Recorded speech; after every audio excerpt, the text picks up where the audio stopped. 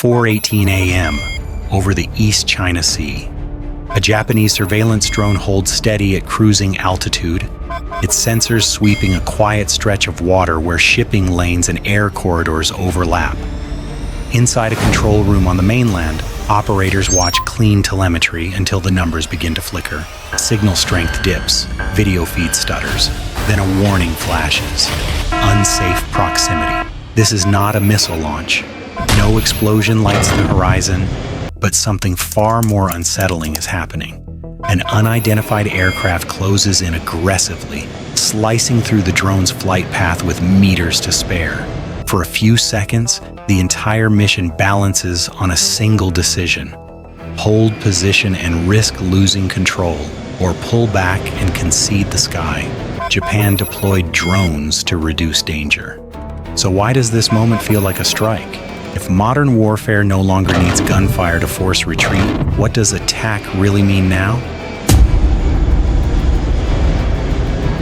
The East China Sea has never been just water. It is a compressed strategic space where geography, history, and military doctrine collide daily. To Japan, this airspace is a front line without trenches. Critical shipping lanes run beneath it, feeding one of the world's most trade-dependent economies. Island chains stretch westward like stepping stones, turning air patrols into early warning systems rather than mere presence missions. Every unidentified aircraft, every unusual flight path is treated not as an anomaly, but as a data point in a much larger pattern. Over the past decade, that pattern has intensified. Scramble numbers have surged. Encounters have become closer, faster, and more frequent. What once involved manned patrol aircraft now demands constant availability, something pilots and airframes cannot sustain indefinitely. Surveillance drones offered a solution: long endurance, persistent coverage, fewer human lives at immediate risk. For Tokyo, deploying unmanned surveillance platforms is not about provocation. It is about stability through visibility. If you can see earlier, you can react slower and avoid panic-driven decisions. At least that is the theory. But deterrence works both ways. From the opposite perspective, persistent drones are not passive observers. They are extensions of a surveillance network that feeds targeting data, operational planning, and strategic forecasting. This is where the strategic balance becomes fragile. Unlike fighter jets, drones do not carry pilots who can gesture, warn, or improvise in close encounters. Their vulnerability is not physical alone, it is systemic. Data links, sensor feeds, control latency. Interrupt any one of these and the aircraft becomes a liability rather than an asset. That reality turns the East China Sea into a laboratory for modern power projection, not through bombs or dogfights, but through proximity interference and calculated risk. The goal is no longer to shoot down an aircraft, but to make its mission untenable. Japan's drone deployment sits precisely at that fault line. Designed to lower risk, it instead introduces a new question: can unmanned surveillance survive in contested airspace without becoming the first casualty of a conflict no one officially wants? And if it cannot, what does that say about the future of deterrence itself? Preparation for a surveillance mission begins long before the drone ever leaves the runway. Hours earlier, planners define corridors that minimize risk without sacrificing coverage. Altitude blocks are selected to balance sensor performance against exposure. Inside the control facility, the mood is quiet, but focused. Operators cycle through checklists they know by memory: link integrity, satellite relay status, fallback control modes. One screen shows the drone's projected route. Another displays nearby traffic patterns. A third monitors signal health in real time. Nothing here looks dramatic. That's exactly the point. From Japan's perspective, intelligence gathering is not about chasing targets. It is about persistence. The value of the drone lies in what it sees over hours, not seconds. Repeated observation reveals patterns: how often aircraft appear, how they space themselves, how quickly they react to changes. This kind of intelligence is cumulative, built flight by flight. But preparation is not one-sided. Across the sea, observers study the same routine from a different angle. They note launch windows, loiter times, and the drone's tendency to favor certain altitudes. Even unmanned systems develop habits. A senior analyst reviewing recent flights notices something subtle. The drone's route has become more confident, less deviation longer holds over sensitive areas. Confidence in military planning is a signal. It suggests that decision makers believe the risk is manageable. That belief invites testing. On the day of the encounter, nothing unusual appears in the early indicators. No abnormal traffic, no warnings from civilian air control. The drone proceeds as planned, its sensors feeding a clean picture back to the mainland. Then a deviation appears on a secondary display. A fast-moving contact on an intercept vector, not hostile, not declared, but deliberate. The kind of approach that exists in a gray zone where intentions are never stated, only demonstrated. The first indication that the situation is changing does not come from the primary radar display. It comes from the margin secondary telemetry background indicators most missions never require. The drone maintains altitude, speed, steady sensors locked on their assigned sector. Then the intercept vector tightens. The unknown aircraft is no longer passing through the area. It is aligning. Inside the control room, voices drop. One operator calls out the closure rate. Another watches the signal graph flatten, then dip. The data link hasn't failed, but it is no longer clean. The aircraft approaches from below and behind, climbing fast. On the drone's sensors, its outline sharpens. Distance collapses from kilometers to hundreds of meters. This is not coincidence. This is intent. There is still no missile warning, no radar lock tone, no act that would justify an immediate defensive response, and that is precisely what makes this moment so effective. The drone's automated safety logic begins to assert itself. Proximity thresholds trigger advisories. Control software suggests evasive routing to preserve airframe integrity. At the same time, signal interference intensifies, subtle, intermittent, just enough to introduce delay. Commands arrive milliseconds late. Video frames skip. The mission commander faces a narrowing set of options: hold course and risk losing positive control if the link degrades further. Alter altitude and reveal operating envelopes that had remained ambiguous. Abort the mission and concede the airspace, at least for today. This is the strike. Not a weapon impact, but a forced decision under pressure. As the aircraft crosses the drone's projected path again closer, this time the message becomes unmistakable. The mission can continue only at escalating risk. In the control room, the order is given. The drone alters course. Its turn is gradual, calculated to avoid sudden maneuvers that might worsen signal stability. Altitude is adjusted upward, buying separation, but sacrificing sensor resolution. The intercepting aircraft maintains proximity just long enough to confirm the response, then peels away. Within minutes, the immediate danger passes. Telemetry stabilizes. The video feed clears. On the surface, nothing has been lost. The drone is intact. No official incident has occurred.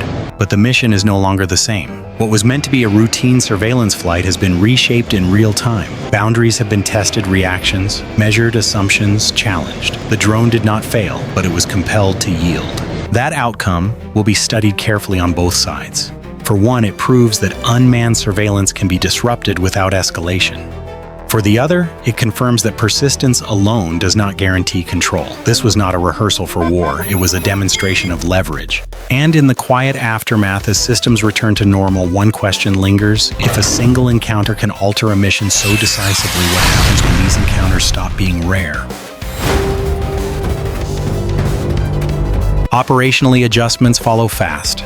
Escort options are reviewed for future missions, not to deter with force, but to complicate intercept geometry.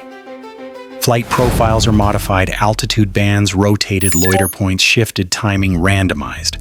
The goal is not confrontation, it is unpredictability.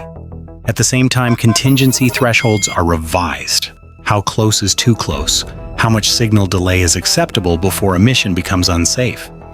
These lines had existed before, but now they are informed by experience, not theory. Diplomatic channels move in parallel but quietly. Incidents like this rarely lead with accusations. Instead, they are logged, referenced, and added to a growing pattern of behavior. The language is measured, the tone controlled. Escalation is avoided not because the event was insignificant, but because it was precisely calibrated to remain deniable. From a defensive standpoint, the outcome is mixed. Japan retains its drone. No hardware is lost. No dramatic confrontation unfolds. Yet a boundary has been enforced not by law or firepower, but by pressure. The message is subtle but effective. Persistent surveillance will be challenged in ways that shift risk back onto the operator. That realization forces a broader reassessment. If unmanned systems are to remain viable in contested airspace, they must be defended not just physically but conceptually through doctrine that anticipates interference as a primary threat, not a secondary nuisance. Because in this environment, the most dangerous moment is not when something explodes. It is when nothing does and behavior still changes. What made this encounter effective was not sophistication, it was precision. The strike unfolded along 3 technical pressure points that define modern unmanned operations: proximity signal integrity and decision latency. None required weapons, all required timing. First, proximity.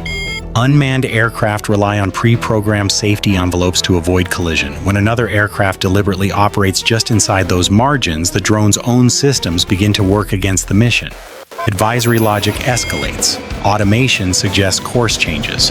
Even without hostile intent, the aircraft becomes a moving constraint that compresses options. Second, signal integrity. Long-endurance drones depend on stable data links, often satellite relays with inherent latency. Minor interference, even brief and intermittent, can introduce enough delay to disrupt precise control. Commands arrive late. Video feeds skip frames. The operator is forced to act conservatively because hesitation risks losing positive control altogether. Third, decision latency. In manned aircraft, a pilot can improvise instantly. In unmanned systems, every action passes through layers operator software safeguards.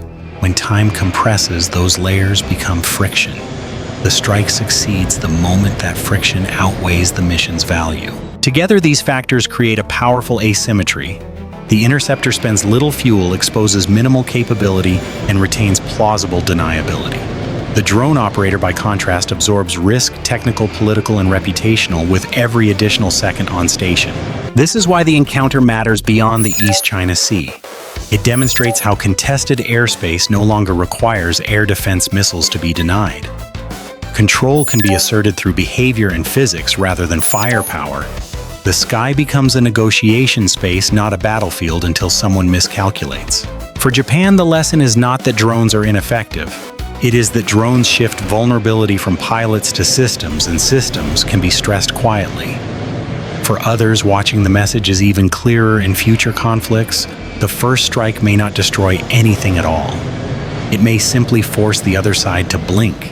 The ripple effects of the encounter spread far beyond a single flight path. In the days that follow, regional air activity does not decrease, it becomes more cautious. Patrols continue, but patterns shift. Routes are adjusted, timings vary. What had once been routine surveillance now carries an added layer of calculation, not because of new weapons, but because of a newly demonstrated method of control. For Japan, the immediate impact is doctrinal. Drone operations are no longer treated as a low-risk substitute for manned patrols, but as contested missions in their own right. This elevates the importance of layered responses, escort options, redundant data links, and clearer thresholds for disengagement. The goal is resilience, maintaining presence without inviting unnecessary escalation. Across the region, others take note. States operating in similar airspace recognize the pattern. If pressure can force a modern drone to yield without a single shot, the same approach can be applied elsewhere. Surveillance flights once seen as stabilizing now carry the risk of becoming flashpoints. The sky grows more crowded, but also more sensitive. Strategically, this dynamic tightens the escalation ladder. When outcomes are decided by behavior rather than force, misinterpretation becomes more likely. A maneuver meant to signal resolve can be read as provocation. A routine adjustment can look like retreat. Each side operates closer to the edge even while insisting on restraint.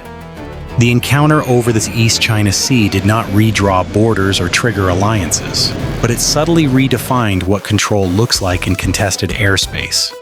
Power is no longer measured solely by what you can destroy, but by how reliably you can compel the other side to change behavior. And once that lesson is learned, it does not remain local for long. What happened over the East China Sea was not an accident, and it was not an isolated incident. It was a demonstration, quiet, controlled, and deliberately ambiguous. Japan deployed surveillance drones to reduce risk, extend visibility, and stabilize a crowded airspace. In purely technical terms, the mission succeeded. The drone survived. No weapons were fired. This is the new reality of modern conflict. Strikes no longer need explosions to be effective. They only need to force decisions. By exploiting proximity signal fragility, and the inherent latency of unmanned systems, an opponent can reshape behavior while maintaining plausible deniability. For the region, the warning is broader.